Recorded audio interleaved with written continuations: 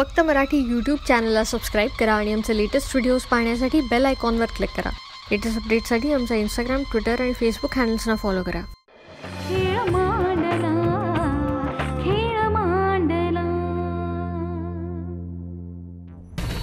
लेखा, आज आपल्या ऑफिसमध्ये तुझ्यासाठी एक छानसा सरप्राईज आहे. Let me tell you. Everyone, may I have your attention please. Thank you.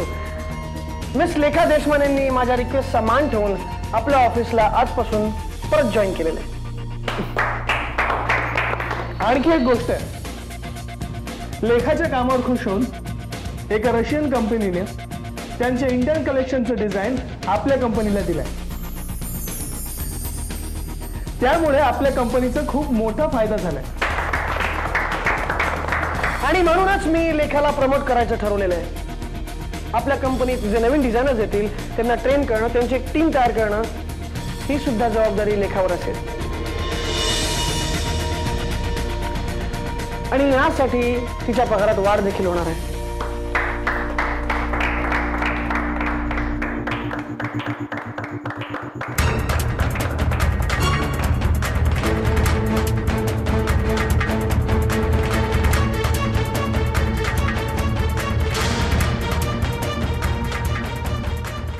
Durgesh, आपला संध्याकाळचा प्लॅन रद्द. मला संध्याकाळी लवकर घरी जायचं. हो, ते फोनवरून अंदाज आला मला. हां, काय आहे, किती राजकारणी माणूस झाला ना तरी घरच्या मंत्र्यांचं आधी ऐकायला लागतं. काय सांगू बाबा, कोणी माणूस असला तरी प्रापंचिक जबाबदारी त्याला काही सुटत नाहीत. हां, बरं, मी निघतो. संध्याकाळी लवकर घरी जायचं आहे, त्याच्या आधी काही बाहेरची कामं करून घेईन. आणि हो, आणखीन एक गोष्ट, संध्याकाळी वरूनही ऑफिसमध्ये नसेल तेव्हा तू एकटाच नीट सांभाळ रे बाबासाहेब. हां, हो दे साहेब, तुम्ही काही काळजी करू नका, मी व्यवस्थित लक्ष देईन. बा, निघतो. अरे बरं झालं आलास. संध्याकाळी जरा लवकर घरी ये. काय ते सानिकाला बघायला साठ्यांकडची मंडळी येणार आहे. काय?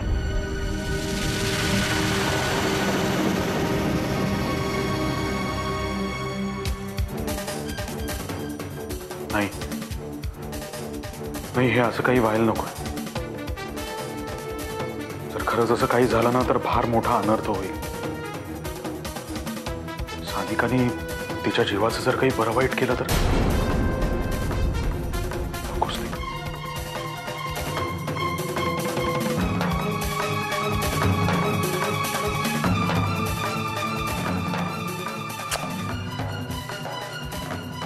बाबांचा फोन पण नेमका आता या वेळेलाच स्विच ऑफ येतो.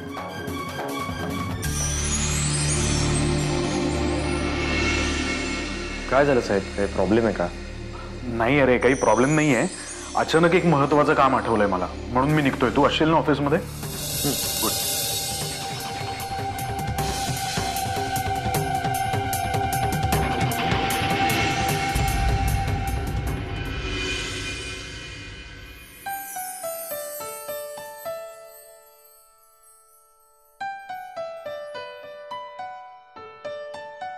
Welcome back. वेलकम बॅक लेखा.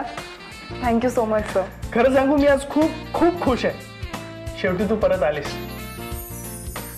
खरं सांगू लेखा, तू गेल्यापासून ऑफिसचं वातावरण फार बदलून गेलं होतं. अगं, काहीच मनासारखं होत नव्हतं. यश सुद्धा ना सगळ्यांवर खूप चिडचिड करायचा. त्याला कोणाचंच काम आवडत नव्हतं. पण आता तू आली आहेस ना, तेव्हा ऑफिसमध्ये परत जान आल्यासारखं वाटतंय.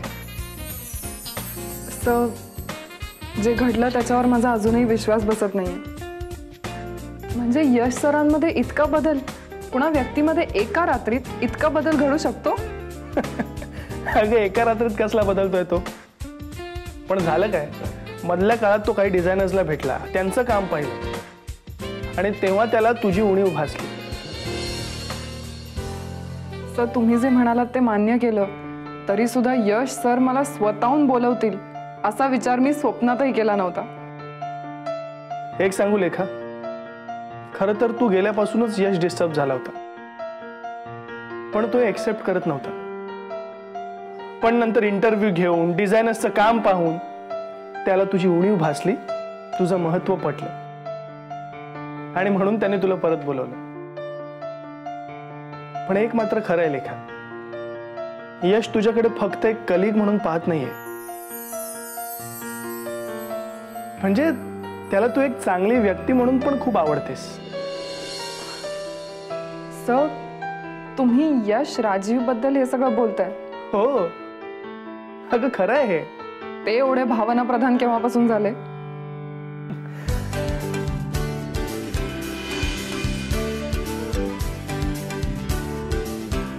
रश्मी चल. कुठे कुठे? अरे कुठे काय? अरे रश्मी तू ठरला आहेस. लेखाने आपली कंपनी परत जॉईन केली आहे. तू मला लंचला नेणार होतास ना, आठवतं ना? एक मिनिट, बेट लंच हे सगळं काय चाललंय? मी सांगतो. ऍक्च्युली झालं काय, मला पूर्ण खात्री होती की तू परत ऑफिसमध्ये येणार, पण यशला विश्वास होता की तू नक्की परत येशील, म्हणून आमच्यात बेट लागली होती. तू आलीस आणि मी बेट हरलो. हा, अर्थात मी बेट हरलो याचा मला आनंदच होतोय. रे उगाच आता पैसे खर्च करायची वेळ तुझ्यावर आली आहे म्हणून कसं आता टाइमपास करतोय बघ. अरे पण मी रेडी आहे ना ट्रीट द्यायला. राहू दे रे. चला आज मीच तुम्हा दोघांना ट्रीटसाठी घेऊन चलतो. आपल्याला रशियन कॉन्ट्रॅक्ट मिळाल्याची पार्टी समजा. पण नको, तुम्ही प्लीज कॅरी ऑन करा. मी घरनं जेवण आणलंय ना. आता तो तू घरी जाऊनच खा. हे बघ लेखा, आमच्या कंपनीला एवढं मोठं कॉन्ट्रॅक्ट फक्त तुझ्यामुळेच मिळालंय, त्यामुळे यावेळी नो एक्सक्यूज नो एक्सप्लेनेशन. कळलं? चला लवकर. चल रे. बघितलंस, कम्प्लिटली बदललंय ना आता. आणि मला असं वाटतं की त्याचं तुझ्याबद्दल असलेलं मतही आता बदललंय. So now don't worry. आणि आता बघत बसू नकोस. No excuse no explanation. चल लवकर.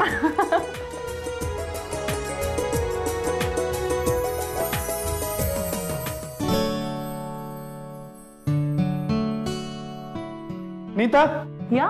एक मिनिट. Yes sir. हे बघ नीता, मी लेखा आणि यश आम्ही बाहेर लंचला चाललोय.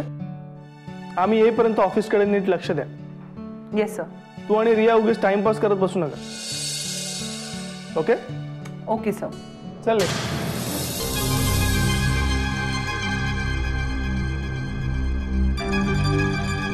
बघितलंस ना रिया, ही लेखा किती आतल्या गाठीची निघाली. एकाच वेळी एसपी सर आणि यश सर दोघांनाही आपल्या थालावर नाचवते. तू अगदी बरोबर बोललीस. वाटलं नव्हतं मुलगी इतकी स्मार्ट निघेल. असंच असतं ग, आपल्यासारख्या तोंडावर बोलणाऱ्यांचं तोंड जगाला दिसतं. पण ही लेखा इतकी चलाख निघाली ना, ऑफिसमध्ये आल्या आली त्या एसपी सरांवर जादू केली. आणि आता तर काय, यस सर सुद्धा लेखा लेखा लेखा म्हणून तिच्या मागे फिरत असतात. तू अगदी खरं बोललीस.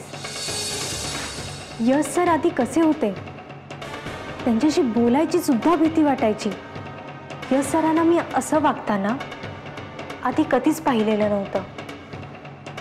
ते पूर्णपणे बदललेले वाटतात. बदलू देत ना.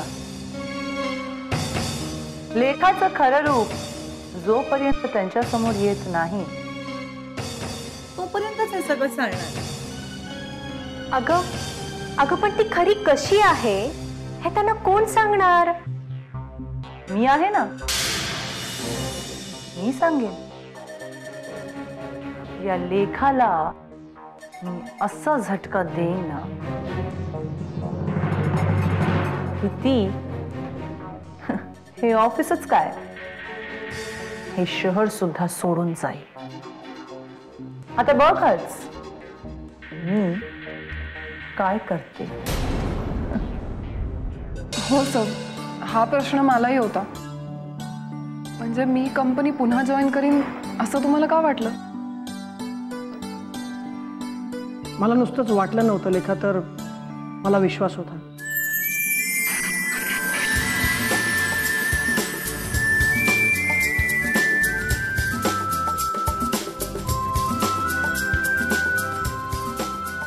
आणि लेखाने आपली कंपनी जॉईन करावी असं मला मनापासून वाटत होतं.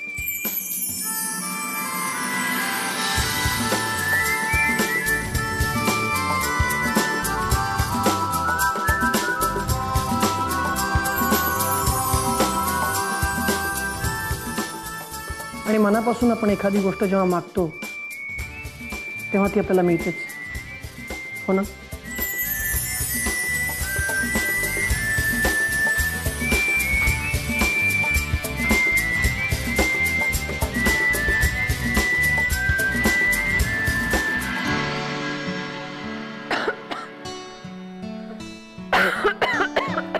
आणि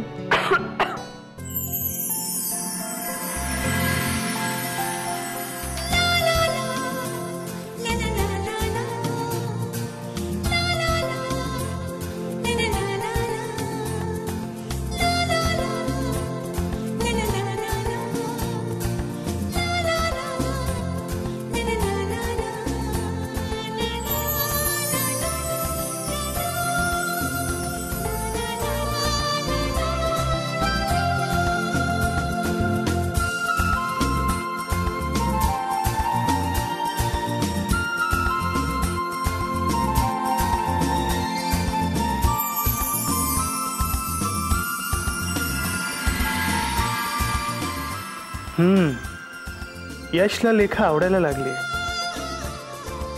त्याने हे स्वतः कबूल नाही केलं तरी त्याच्या वागण्या बोलण्यातून हे जाणवत आहे. आता यश मनाने जास्तीत जास्त लेखाच्या जवळ कसा येईल हेच मी पाहणार आहे.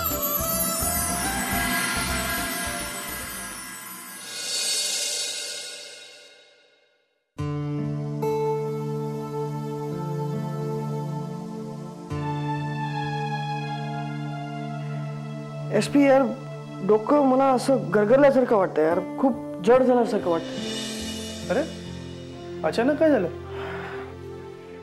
आत्ता तर तू बरा होतास, काय झालं अचानक? बस माहित नाही यार, म्हणजे काल रात्री सुद्धा मला एकदम रेस्टलेस फील होत होता.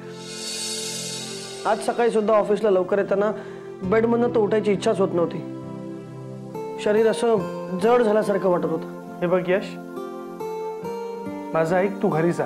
कम ऑन SP, तुला माहितीये एवढ्याशा कारणासाठी मी काही घरी जाणार नाही. यू नो मी. यश, तुला लेखा आवडते ना?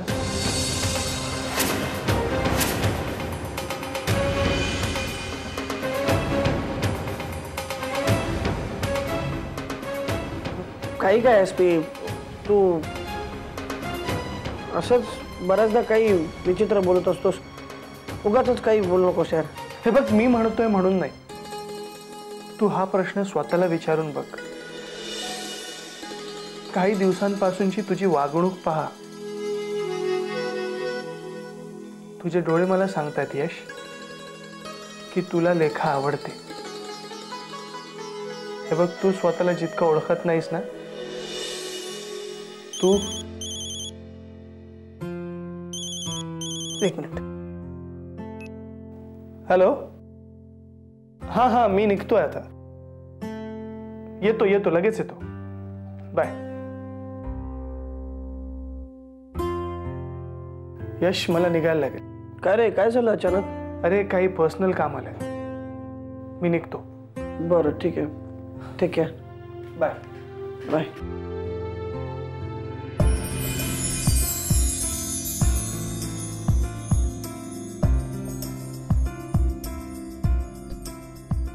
माझ्या मनात लेखाकरता सॉफ्ट कॉर्नर खरंच निर्माण झालाय का? ती असली की मला खूप बरं वाटतं. हे नक्की. तिला भेटावं, तिच्याशी बोलावं असं वाटतं तर खरं. हा,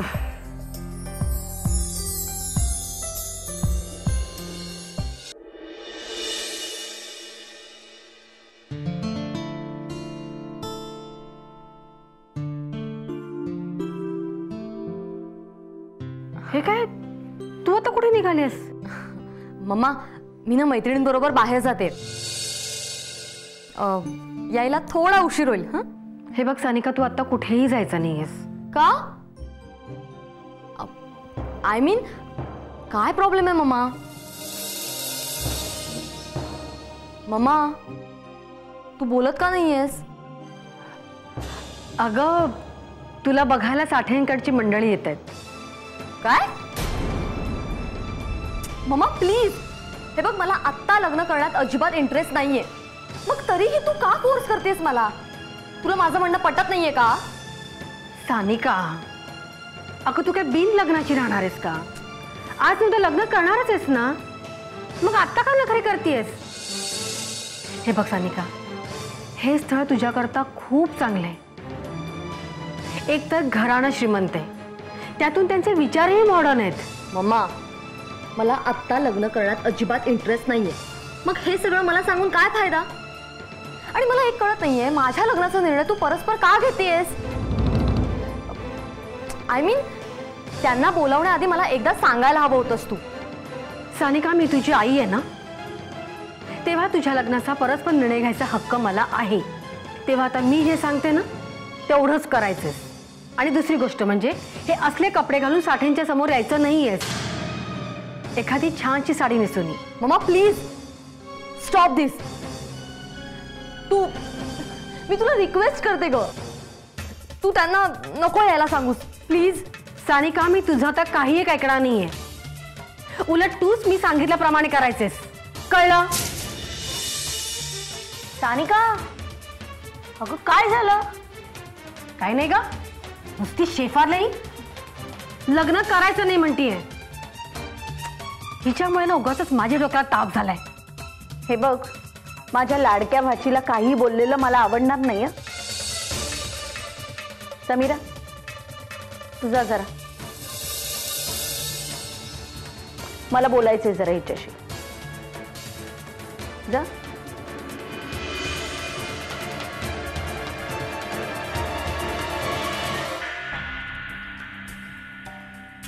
सानिका, बरं वेडी आहेस का तू?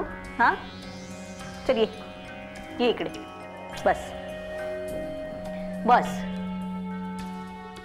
सानिका, अगं काय हे वेड्यासारखं? तुझी आई म्हणतेय त्यात तथ्य आहे. ती वैरी आहे का तुझी?